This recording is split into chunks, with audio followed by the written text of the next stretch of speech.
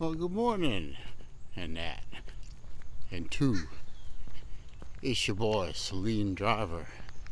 That's me. Starting up again with the Walkin and Talkin on a Tuesday as I recover from mental and physical injuries that have kept me from doing Walkin and Talkin videos and other videos for a while. It's been about 3 months, I think. Maybe 4 months, I don't know. Did 70 of these. 5 or 6 people watch them. So, what the hell? It was suggested to me by my good friend, the Battle Angel, that I start doing these again. I didn't count on the sun being behind me, but whatever. And as I sit here holding the formerly known as Battle Angel Memorial selfie stick, she complained about that. It's no longer going to be using the word memorial. We will call it the Battle Angel Tribute selfie stick. As I walk in my neighborhood, in the street, as you can see, wearing my new t-shirt that says violates community standards, which I've been known to do from time to time, wearing my most patriotic cap this morning, FJB, let's go Brandon, because today, as I make episode 71 of Walkin' and Talkin' on a Tuesday, today is July 4th, 2023. Happy Independence Day to all my friends out there. Today we celebrate the 247th anniversary of our liberation from the tyranny of the Mad King, with a little help from the French, when the French actually still fought instead of drove around in tanks with backup lights. But I joke, I kid. So I figured today was a good day to talk about what it is to be from America. America, as you all know, has been known by many nicknames, many expressions. One of them being the Great Experiment. There's a woodpecker up there. I just heard him. The Great Experiment.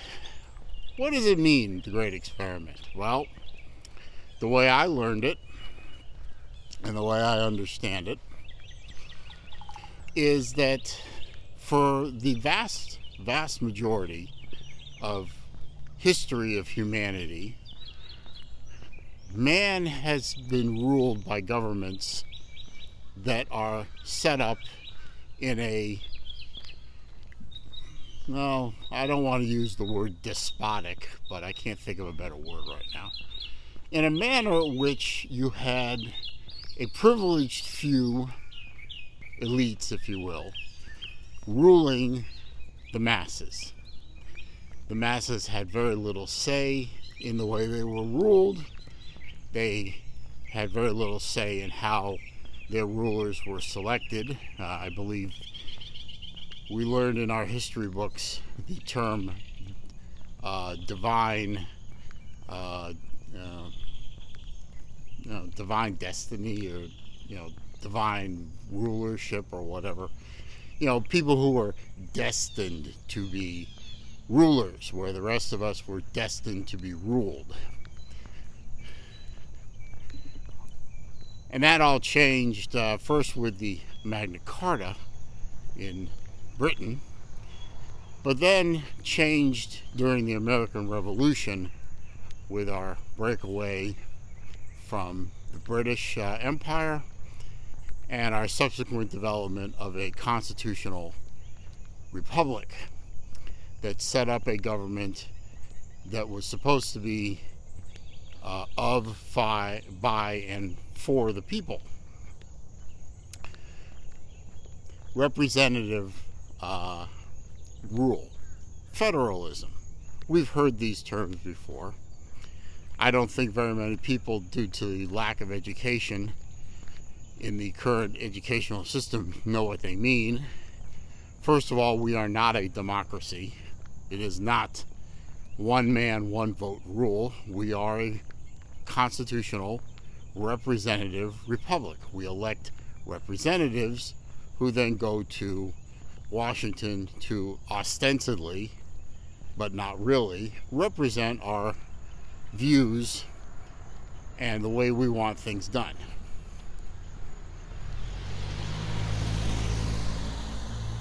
I mean, a democracy has been loosely defined by people smarter than me and probably funnier than me too, as two wolves and a sheep voting for what's for dinner.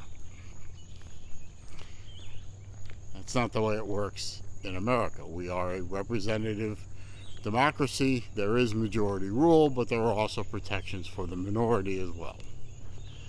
This is unique or at the time was unique in the history of governing in man's history. And that's why we have been known in many circles as the Great Experiment. And for 247 years, we've managed to keep this form of government with mostly peaceful transitions from one party rule to another. There are obviously exceptions.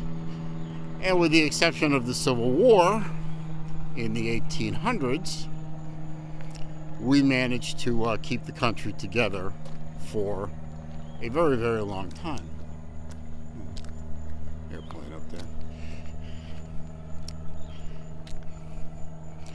So, what it means is that this country, this great experiment, if you will, has continued on for far longer than any other kind of government of its type in history. And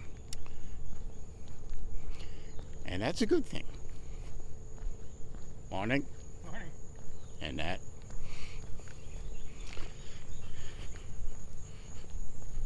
And some would argue that lately it's beginning to unravel itself. And admittedly, I sometimes think that as well. I look at the nonsense coming out of our so-called leaders, the idiocy of global warming, which is a farce and a myth, the shoving down of people's throats things that they don't believe by our government, and when there are people that stand up and say, no, this is wrong, they're labeled as domestic terrorists, they're censored, they're canceled, they're shut out of the system, they're prosecuted and persecuted. It does seem, in my humble opinion, that we have a two-tier justice system where there's one set of rules for, one group of people and another set of rules for a different group of people. One group seems to get away with everything with no repercussions, and the other set are persecuted to beyond the fullest extent of the law. And things are happening, in my humble opinion, that ain't right. We can't even seem to come together as a people over things that should be, common to all sides. Freedom of speech, freedom of religion, freedom to peaceably assemble, freedom to seek redress of our grievances from about and from the government.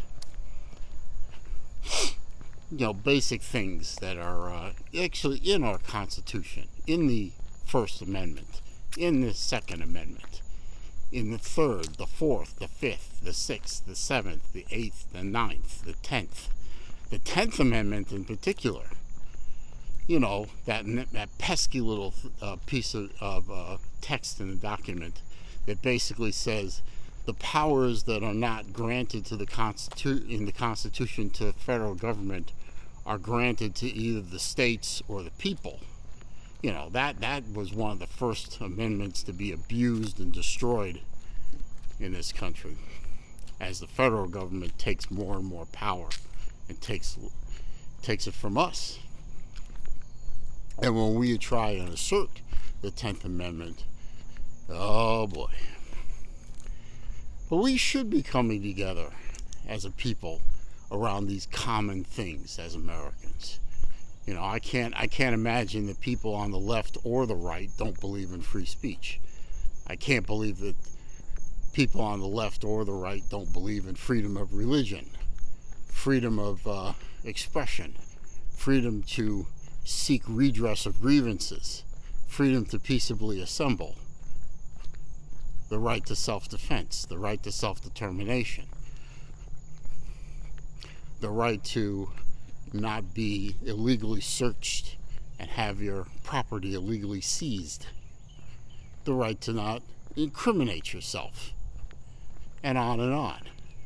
These should be common values in this country, and yet, as I sit and look at it, they're not. They're absolutely not. People are being destroyed simply by standing up and saying, wait a minute, I disagree with that. That's not right. I believe that violates certain moral and ethical codes.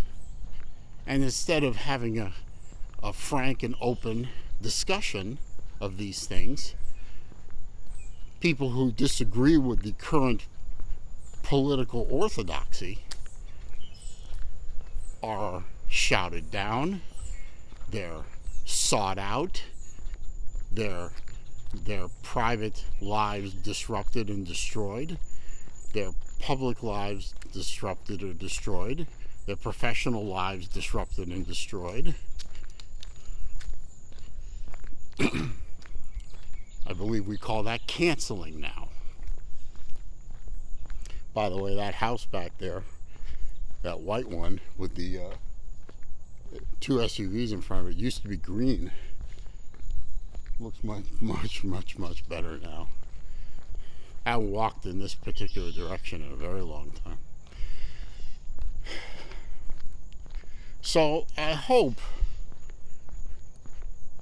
someday that we can get back to, being a United States of America. Some bug is following me around. I hope that can happen in my lifetime. Unfortunately, I don't see it. When we can finally get rid of this two-tier justice system, when we can finally learn to have open discussion about our differences and come to some meaningful compromise or conclusion to those things. When one side can stop persecuting the other simply over a difference of opinion or the difference in philosophy, then we can become the United States of America. Until then, we are going to be a divided country. We're going to be a weaker country. We're going to be a more vulnerable country to our enemies. And we do have enemies out there in the world, folks, and they are on the move, and they are looking at us right now and saying they've lost their way, they've lost their ability to lead, they've lost their ability to control themselves, whether it's their passions, their spending, their almost anything that you can think of.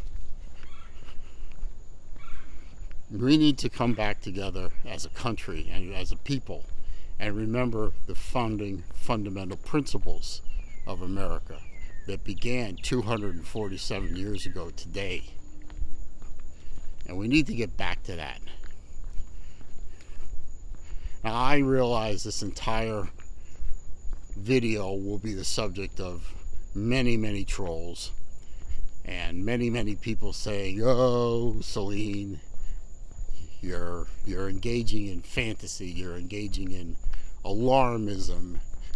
Your side is as bad as the other side, or your side is worse. Your side does this, and this." And I can easily rebut and say, "Well, your side does this, and this," which is exactly what I'm talking about.